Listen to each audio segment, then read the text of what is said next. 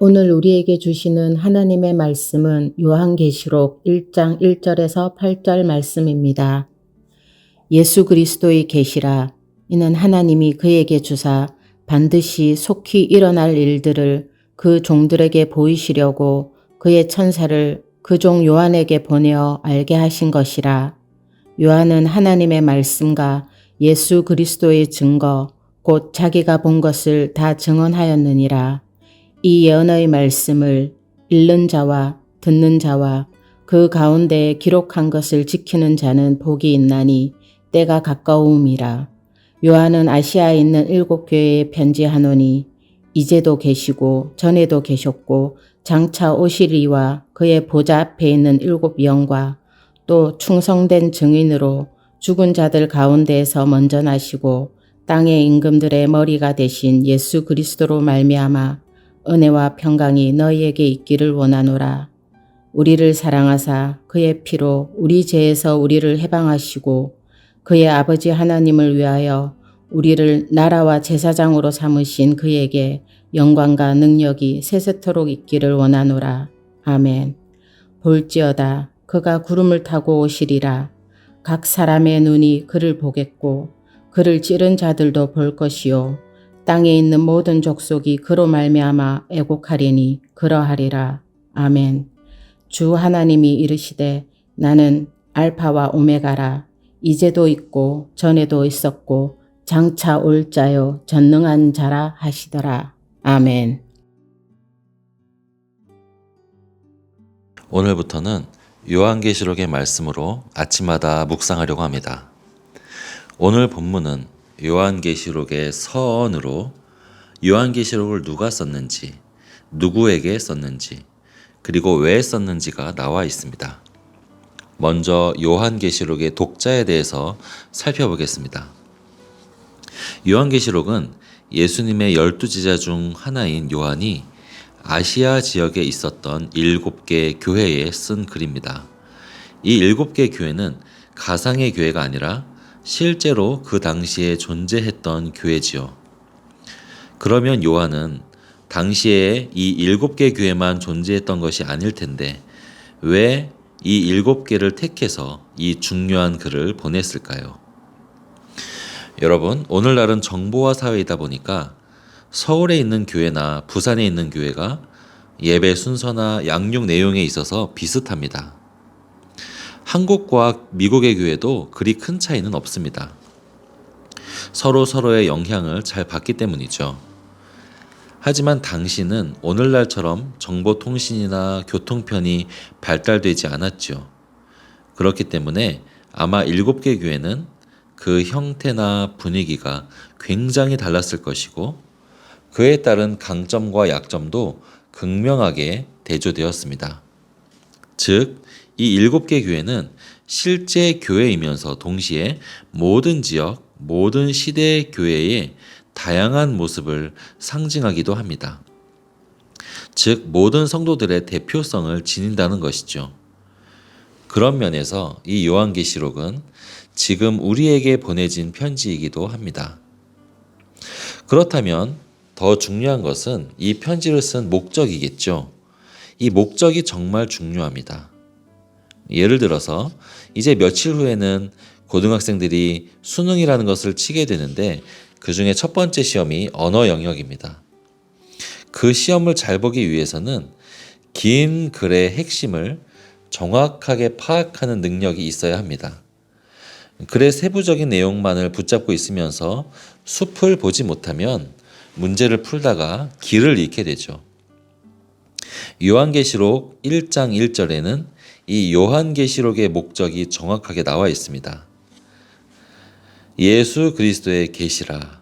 이는 하나님이 그에게 주사 반드시 속히 일어날 일들을 그 종들에게 보이시려고 그의 천사를 그 종 요한에게 보내어 알게 하신 것이라. 계시록의 목적은 말세에 일어날 일들을 우리에게 알게 하기 위함입니다. 그런데 이것은 그저 단순한 예측은 아닙니다. 일어날 수도 있고 일어나지 않을 수도 있는 그런 것이 아닙니다. 반드시 일어나며 또한 속히 일어납니다. 우리가 어떤 일이 일어날지를 미리 알게 되면 어떤 유익이 있겠습니까? 우리가 하나님의 계획하신 미래를 바꿀 수 있는 건 아닙니다. 대신에 우리가 바꿀 수 있는 것이 하나 있죠. 현재 나의 삶을 바꿀 수가 있습니다. 3절을 읽겠습니다. 이 예언의 말씀을 읽는 자와 듣는 자와 그 가운데에 기록한 것을 지키는 자는 복이 있나니 때가 가까움이라.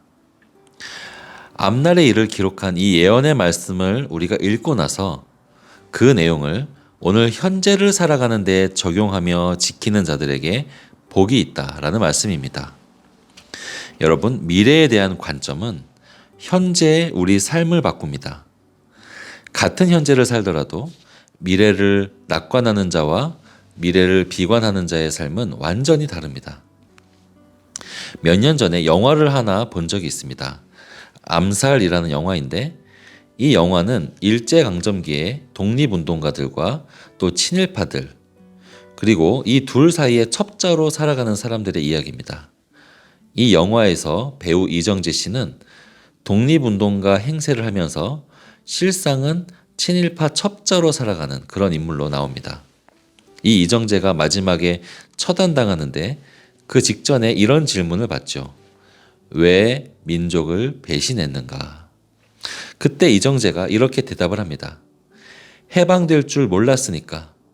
내가 해방이 될지 어떻게 알았겠냐고. 저는 이 마지막 장면을 보면서 많은 생각이 들었습니다. 만약에 우리나라가 독립이 되지 못했다면 독립운동가들은 지금처럼 역사의 영웅으로 그려지지 못했겠죠. 또한 친일파들도 지금처럼 매국노로 그려지지는 않았을 것입니다. 여러분, 우리가 만약 미래를 모른다면 오늘 현재에 무엇을 따르는 것이 옳은 길인지를 알지 못합니다. 어떤 것이 현명한 길인지 분간할 수 없습니다. 이전에 항해를 하는 뱃사람들은 하늘의 북극성을 보며 방향을 파악했다고 하죠. 당장 내 앞길에 파도와 암초가 있을지라도 먼 하늘만 바라보면 방향을 압니다. 그러나 먹구름이 껴서 하늘이 보이지 않게 되면 그때부터는 길을 잃게 되죠. 여러분, 세상 사람들은 미래에 대해서 전혀 알지 못합니다. 이 세상이 이대로 쭉 유지될지, 어떻게 끝날지, 또 죽음 후에는 뭐가 있는지 모릅니다. 그러니까 돈을 따라 인생을 살아가는 것, 명예나 쾌락을 쫓아 인생을 살아가는 것, 그것이 그들의 입장에서는 나름 합리적인 선택일 수 있습니다. 모르니까 말이죠. 그러나 하나님께서는 우리의 삶을 따라야 할 것들을 바르게 따르며 살게 하도록 하기 위해서 우리에게 계시의 말씀을 주셨습니다. 저는 아이들에게 요한계시록을 가르칠 때마다 이 요한계시록을 이렇게 비유합니다. 히어로 액션 영화.